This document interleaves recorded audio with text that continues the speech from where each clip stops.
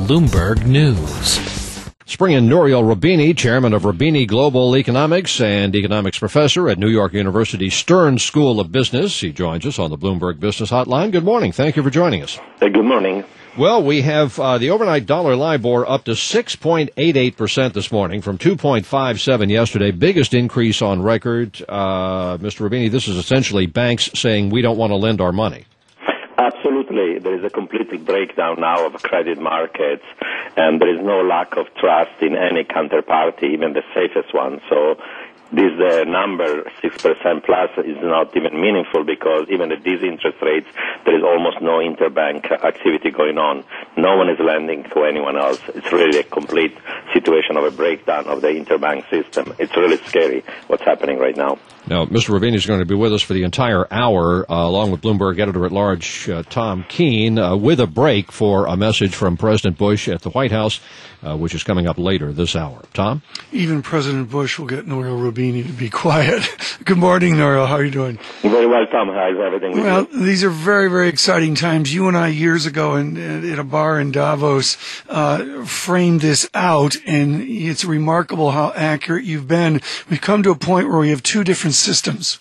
We have a European system of cash injection by governments to nationalize, and then we've got a convoluted plan method here, nuances, debate, obviously a failed vote. Which system is a better system to get through this crisis? Well, our system really doesn't work. This bailout plan of Treasury was completely flawed, was not going to even resolve this financial crisis. There were essentially two key elements of it that were missing. One is that you need to recapitalize the banking system, and that means that the government should inject directly money in the form of preferred shares, not just buying toxic assets. Buying toxic assets is really the exception. When you look at dozens of different banking crises, usually the government puts either preferred shares or common shares or sub-debt, and that's how you recapitalize the banks. And then when you do that, you force the current shareholders to match by suspending dividend payments, matching by pro rata increasing also their capital with a public injection of money, and you also try to convert some of the debt of the unsecured creditors into equity. So that's the first way in which this is not going to work. Secondly, if you're just going to buy the stuff and hold it, you're not going to resolve the debt problem of the household sector, millions of households that are insolvent.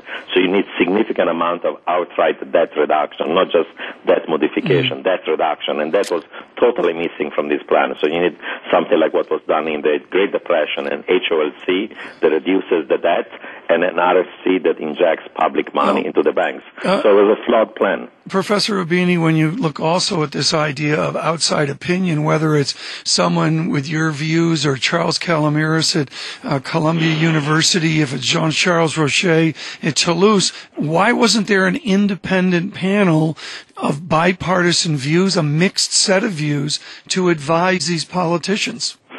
Everything was rushed. The Treasury came with a plan that did not make sense. They scared the Democratic leadership, and everybody wanted just to vote something and go home and campaign for the election. So there was absolutely no hearing with independent academic or professional economists giving alternative ideas. This was just a lousy plan, and it's a good thing, in spite of the market collapsing yesterday, that this plan has been voted down. Maybe there is a hope right now they're going to do something different. I fear not. I fear they're going to eventually bribe about a dozen Congress people and going to switch their vote to a yes with minor changes in his plan. But this plan is flawed. It should not be passed. Well, if it were up to you, what form would a new plan take? It will take a form of, first of all, having some fraction, at least half of the public injection of money in the form of preferred shares, not all of it in the form of buying the toxic assets. So you recapitalize the banks that way, and for every dollar of public money, you suspend dividend payments and you force a matching dollar of Tier 1 capital from common shareholders. Then you take some of the unsecured creditors, you convert some of their credits and sub-debt into equity, and at the same time you have a plan that is consistent on how, once these assets are bought and taken off the balance sheet of the bank, they're going to be reduced the debt burden for the household sector. You do it in a coherent and systematic way, and you do it right. This was not a plan. This was really just not even something that's going to resolve anything. Well, when you say reduce the debt burden for the household sector, which I assume means mortgage debt, how would you do that? You have to use criteria. Criteria might be that you're going to only deal with those who are first home buyers. So if you were a condo flipper, second home, vacation home, you don't get that reduction. You can have a mean test so that people below a certain level of income get the relief and others don't. And then you try to find other criteria to figure out what is the amount of that reduction that is needed for people staying in their homes and avoiding means of foreclosure. It was done during the Great Depression. The Home Loan Owners Loan Corporation was created, and millions of households stayed in their homes, and that's how we resolved the Great Depression mortgage crisis. We need to do that. There is a massive debt overhang. That's why we're in a consumption recession right now. Consumption has been falling for 4 months in a row right now, and consumers are not going to consume until that debt burden of their mortgages is reduced to a level that is sustainable. And Nouriel Roubini and Ken Prewitt, we see the Treasury bill, 3-month T-bill, 0.4974. Ken, that's come down a good 15 basis points or so in the last number of minutes. Nouriel, at RGE Monitor, you've got all sorts of different economists there, and you've got John Macon of the American Enterprise Institute writing. The title of his page is great, Panic. Just a single word, and he walks through this process, and he gets to opportunities lost. Professor Roubini, what was the greatest opportunity lost by these politicians? Well, the opportunity, once you do something that is really massive, like $700 billion, to do it right and restore the confidence in the markets. The scary thing that's happening right now is that yesterday the stock market in Europe, in Asia, and the U.S. was falling even before the House voted down this package, because they realized that this is not going to resolve anything. You need, for example, to figure out which are the banks that are going to be surviving, that are distressed, that with liquidity and capital are going to survive. From those that are insolvent, you should close down. Right now, there is uncertainty. Anybody could be insolvent, and there is now a silent rank in the financial system. There are many people that have more than $100,000 in their bank accounts. They know they're not insured, and they're taking their money away from every bank. This is what's happening right now. There is a beginning of a silent run. And what you need to do, the first thing is a triage. Decide which banks are going to survive, which one are insolvent, they're going to be closed down. That's the first step. Then you're going to buy some of the toxic assets. Then you're going to recapitalize the banks that didn't survive.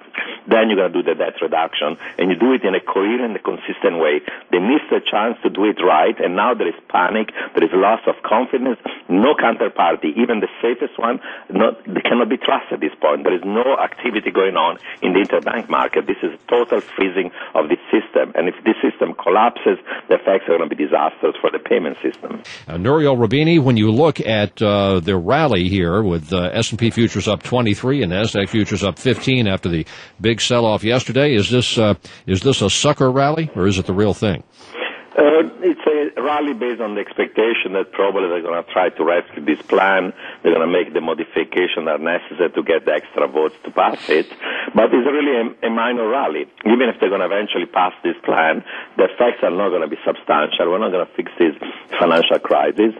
The recession train has already left the station. The banking and financial crisis train has left the station. What you do, if you do the right plan, you avoid ending up like Japan in the 1990s, when after the bursting of their real estate and equity bubble, they ended up in a 10-year-long, multi-year L-shaped recession. At this point, the recession is going to be severe. The financial crisis is going to be severe, regardless of whichever plan is passed. What we can do, if we do the right plan, is to avoid to have a 10-year depression.